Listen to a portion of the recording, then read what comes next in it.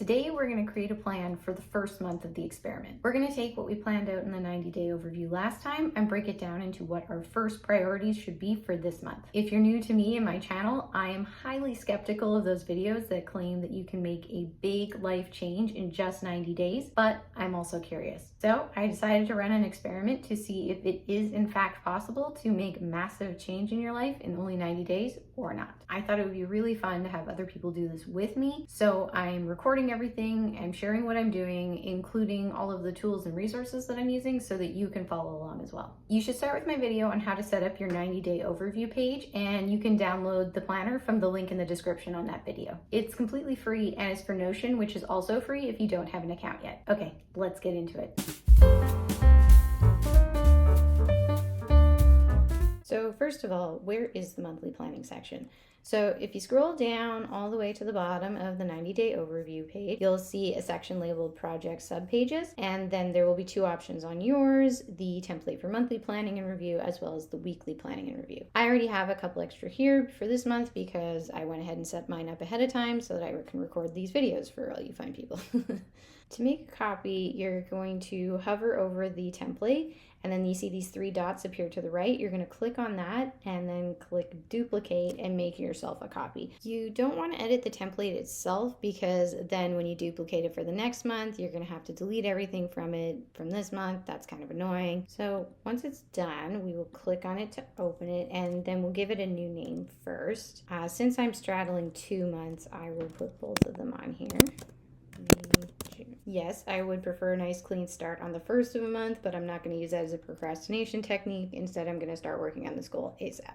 Again, you can change the header image or the icon to something that better represents your goal. Now, we're going to pick up to 4 priority tasks or mini projects that we're going to focus on this month, but you can certainly choose less. I think that taking more focused action is never a bad thing. This rule is really for people like myself who tend to get excited about doing all the things and then burn themselves out pretty quickly. So we're not going to do that. We're going to pick 4 things to focus on, and then we can either focus on 1 per week or 1 per day, and then leave Fridays for reviewing and planning.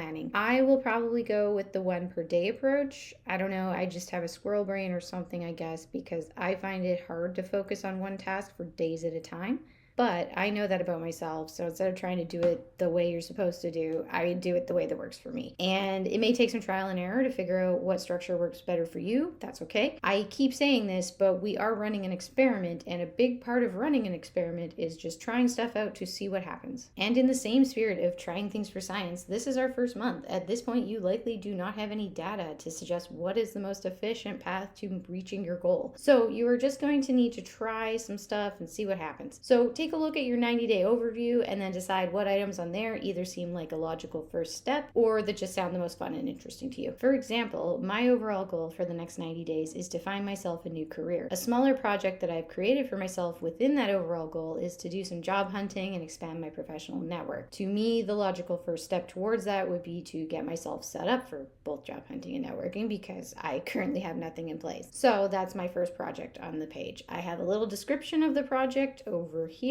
and then some smaller and more specific tasks that I need to do to complete the mini project. So some tasks that I am going to put under the getting myself set up for networking job hunting project are updating my very out-of-date resume. I will update or create profiles and websites for networking and job searching such as LinkedIn. I will create a digital version of my resume and an online portfolio of some of my work. And then lastly, I want to brainstorm a list of companies and people that I would potentially want to reach out to. I'm going to stick with 4 tasks for each monthly project. Again, this can either translate to 1 task per day, Monday to Thursday, leaving Friday for review and planning, or it can be 1 task per week, which is how I'm going to do it. This is another area where you can't get too caught up on what is the most optimal thing to do because you don't have enough information to judge what that is yet. We're getting ourselves set up for the first month here. You just need to get moving and get trying things. I think the real point of the first month is to build your habit of consistently working on your goal. At this point, you're looking to consistently take action, not take perfect action. I can throw a lot of sayings at you here, such as perfect is the enemy of progress. But I was watching a video yesterday and they said the slow way is actually the fast way. That really kind of took me by surprise because it resonated with me so much. I'm 40 years old now, and I can't tell you how many times that I was impatient, went way too hard right out of the gate, burned myself out, and ultimately just gave up before I really even started because I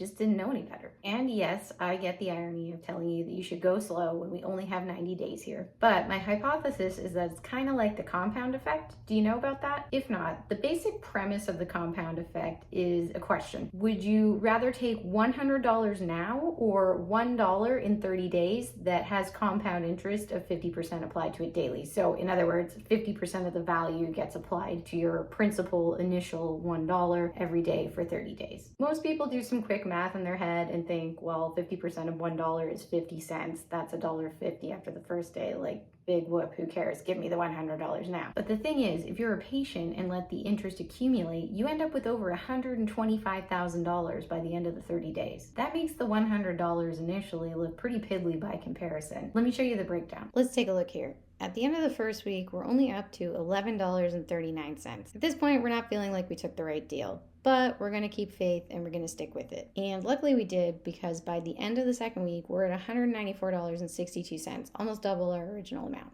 Nice. But wait, there's more. By the end of the third week, we're all the way up to $3,325. And by the time we round out 30 days, we have a grand total of $127,834.04. So back to my hypothesis. While you might feel like 90 days is a really short time frame and therefore you need to do as much as you possibly can right off the bat, I think we actually need to be patient and let the interest do some work. If you can spend your first month just really working on building up the habit of consistently putting in work on your goal every week, as well as trying a bunch of different things and seeing where those get you, then I think you'll be really well set up to absolutely start seeing some good returns from your initial investment in months 2 and 3. Okay, enough philosophy, back to the template. Once we have our projects all set up, I have 4 of them here now. I've got the first one I told you guys about, networking and job hunting. I'm going to make a new video for my music channel on YouTube. I'm going to work on making the ultimate science-backed planner for productivity and wellness. I should probably rename this one to create the outline, because that's as far as I'm going to get in 1 month, I'm sure. And then for my 4th one, it's not technically related to finding myself a new career, but it is a big part of my life right now. So I thought it would just be easiest to include the planning for this in with everything else. And that is to post weekly videos for the experiment. I have also included a small section below where you can set out up to 4 small personal goals that you have for the month as well. This section is completely optional. If you just do not have the space in your life to work on anything beyond your main goal, you do not have to use this part. So why did I include this then? Well, personal experience has taught me that when I get focused on a goal, I tend to ignore other areas of my life, and that's not good. So because I'm working on a career goal right now, I know that I need to make sure that I'm still at least keeping on top of maintenance in some other areas of my life. Your big goal that you were working on might be something related to your personal life. So in that case, you could adjust this section to be goals that you have for your work or school, for your relationships, or something else. Basically things that contribute to being a happy, healthy, and well-rounded person, and not a workaholic who ignores their family and friends and whose body is falling apart. I am not a believer in burning all your bridges and letting your physical and mental health deteriorate in the name of achievement. That's not healthy. Okay, so the last section is the monthly review section, and this will be completed at the end of your first 4 weeks. So we don't need to fill anything in here right now. It's basically the same thing as the 90-day review, just on a smaller time frame, so there's less to reflect on. However, I think this review will be especially important to do at the end of your first month, because then you actually will have some feedback, some data to go off of, so make sure you don't skip it. Again, I mainly built this in because of myself and how I am, but I think I tend to skip review because I tell myself, I know what happened, it's all up here. But my memory is extremely unreliable, so I think it's going to be really helpful to take a look at the end of the month, see exactly what I did do because it's written down here, and also what I didn't do. If there were things on my list this month that I didn't get to, I think it's useful to assess why. Did other tasks on the list just take longer than I thought, and should I move the unfinished ones to next month, or did they just not end up being important and maybe I don't actually need to do them at all? These are all things you can go over when you do the monthly review, and I'd encourage you to take a couple of hours to go through it and give yourself the time to really reflect on the past month. Sometimes it helps to go to a different location than where you normally work, so maybe go to the library or a coffee shop and do your review there. That's it for the monthly planning page. We're almost there, guys. We're almost ready to go. Let me know if you have any questions at all about the monthly planning section. If you're wondering something, somebody else is too, so if you ask me for clarification in the comments below, you'll probably be helping out someone else. On Sunday, I'm going to put up a video walking you through the weekly planning page, and then we will be fired up and all ready to go for Monday, May 12th, our official start day for the experiment. If you are watching this video later, no worries, just get started as soon as you can. Oh, and if you're not already subscribed to the channel, make sure you do so that you don't miss anything. I am so curious to see what will happen at the end of the 90 days for all of us. Have a great day, and I will see you on Sunday.